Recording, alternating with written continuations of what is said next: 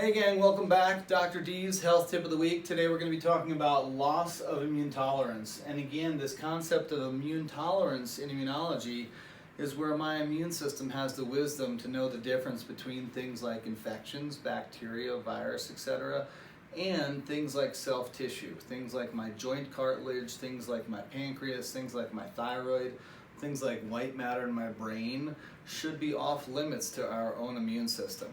When we accidentally lose immune tolerance to these tissues, you get diseases like autoimmune attack on the cartilage, rheumatoid arthritis, autoimmune attack on the pancreas, type 1 diabetes, autoimmune attack on the white matter, multiple sclerosis, autoimmune attack on the thyroid, Hashimoto's thyroiditis, or Graves' disease.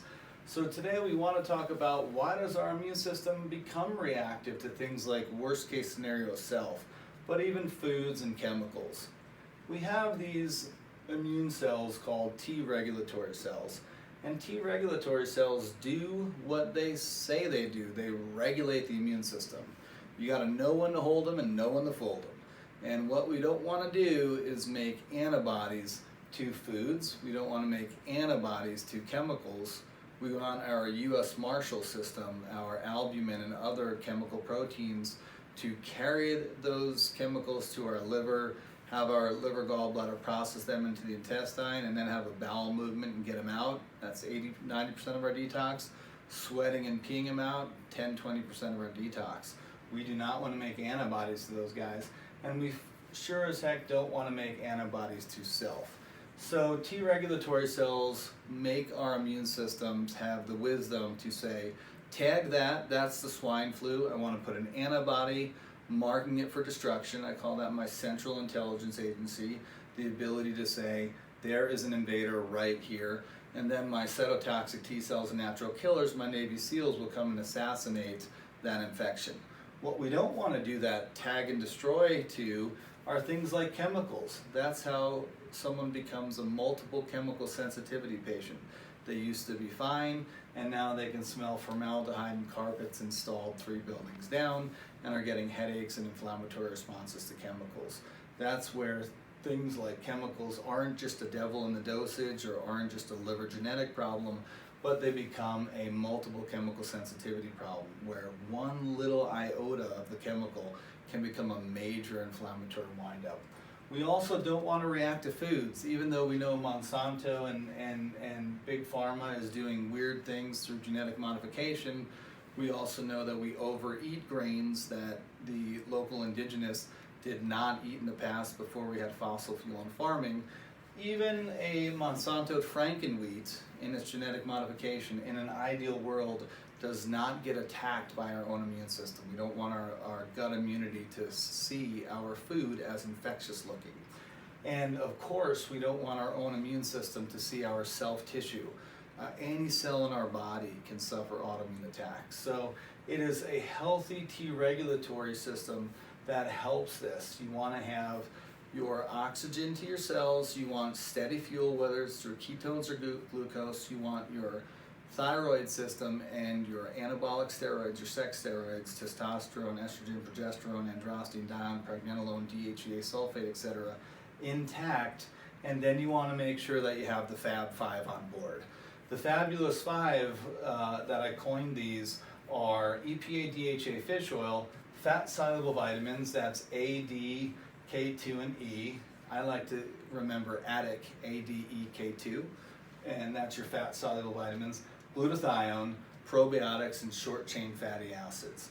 These are the Fabulous 5 that basically give your T regulatory cells a shoulder massage, a nap, a big hug, a nice bowl of soup, and say, T regulatory cells, we're here for you. Smarten up and start making right decisions. You're blowing things up that are harmless. So why do Americans have higher rates of autoimmunity? Why do we have more chemical sensitivity walking through our front door now? Why do we have so much food reactivity? A big part of that is loss of the Fab 5. If we pulled you out of the jungle as an indigenous warrior, you would have dramatically higher rates of EPA DHA. On previous posts, we've talked about fish oil and vitamin D are what I find low in 99% of our patient population unless they are taking fish oil eating a can of sardines, herring, anchovies, and if they are literally getting sun at the equator. Remember, even 320 days of Colorado sunshine at our latitude will not get you the vitamin D you need. You still need dietary or supplemental sources of vitamin D to get to indigenous levels. So we are EPA DHA deficient, and that's from lack of grass-fed animals in our diet. Grass-fed buffalo till slaughter is going to have higher rates of EPA DHA. Cows, grass-fed till slaughter. Wild boar foraging, things like eating banana slugs and crickets are all going to be a source of EPA DHA, and we really don't do enough of that anymore today. So we're usually supplementing these patients with fish oil and correcting their omega-3 index to at least 10% or higher on lab to get the T regulatory cell support we need. Fat-soluble vitamins severely deficient in the average American eating SAD, the Standard American Diet. We like to see what the indigenous had, which is 10 times the fat-soluble vitamins. Again, your best source of fat-soluble vitamins dietarily is also going to be grass-fed animal products till slaughter, grass-fed pasture-raised eggs, grass-fed milk if you can tolerate dairy, grass-fed flesh.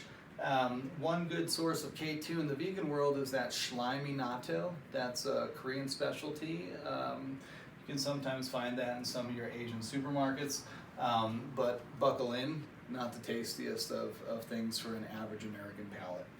Glutathione. Glutathione is a major antioxidant firefighter. Glutathione will literally suicide itself onto inflammation and donate electrons to reduce inflammation. But glutathione also helps the T regulatory cells smarten up. When I'm dealing with autoimmunity, when I'm dealing with a patient with multiple chemical sensitivity or sincere food reactivity, I will actually look at red blood cell glutathione levels and support with glutathione recycling herbs, things like milk thistle and gotu-kola and cordyceps, and also give reduced liposomal glutathione until we're happy with those levels while we're in hot pursuit of removing inflammation that's causing the need for more glutathione. Things like cancer, things like the autoimmune destruction of lupus and rheumatoid arthritis, things like sleep apnea, things like too many concussions, things like having a hip replacement will all deplete your glutathione stores because those are inflammatory conditions. Now you're left vulnerable for T regulatory cell misbehavior. And then we have our heroic probiotics and short-chain fatty acids. Although great researchers like Alessio Fasano are writing papers like zonulin, that's a gut glue to prevent leaky gut. Zonulin, the biological door of inflammation, autoimmunity, and cancer, where this explains how popping open your gut creates vulnerability to get chronic inflammation, loss of T regulatory cell function, and subsequent autoimmunity, and the inability to do our cancer cell checking. We also know that Father Kneipp 300 years ago said, treat the gut, treat the gut, treat the gut. And what would he do? He'd throw you out back with a cold water hose, kind of Wim Hof style, just really get the beast, the vital force going, while he removed all of our inflammatory diet and just had you eating sauerkraut. Old school sauerkraut is loaded with probiotics.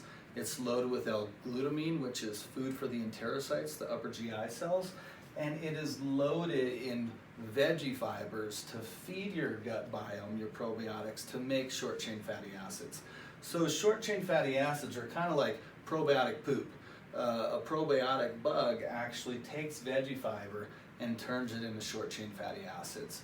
And butyrate is the most understood of the probiotics, but acetate and propionate are also very important in showing in the literature they not only help treat and prevent colitis and are part of our anti-colon cancer operations, but will dampen global immune function, will dampen global autoimmunity and chronic inflammatory diseases because of how they normalize T regulatory cell function. So this guy starts misbehaving in the Americans because of all our chronic inflammatory insults, whether it's apnea or pollution or concussion or a moldy building or a Lyme tick bite or a brown nose recluse spider venom bite or too many Krispy Kremes